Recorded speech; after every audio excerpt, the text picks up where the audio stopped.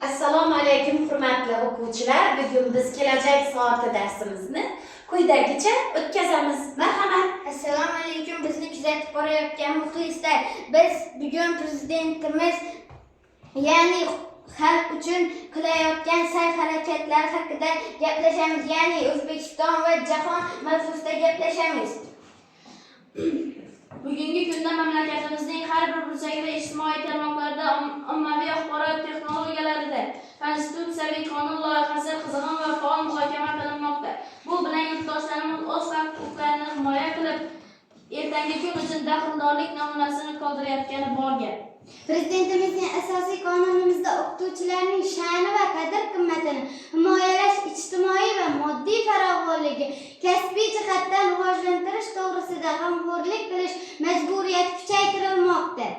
Bugun jahonda yuz berayotgan voqea va hodisalar mafkuraviy qarama-qarshiliklarning mazmun-mohiyatini tahlil etish, turli iqtisodiy g'oyalardan yoshlarni himoya qilish uchun tarixiy tafakkurni shakllantirish muhim ahamiyat kasb etadi, deydi Prezidentimiz Shavkat Mirziyoyev.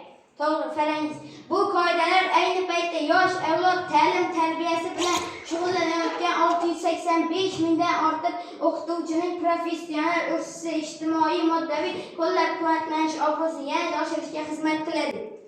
Yangi tahririmizdagi konstitutsiyamizdagi ilm, ma'rifat bilan bog'liq moddalar qat'iy belgilanishini e'tiborga molik, deydi Prezidentimiz o'z nutqida. Yana shuni aytib o'tishimiz kerakki, hozirgi kunda bizning prezidentimiz qayerlarga, safarlarga chiqyaptilar.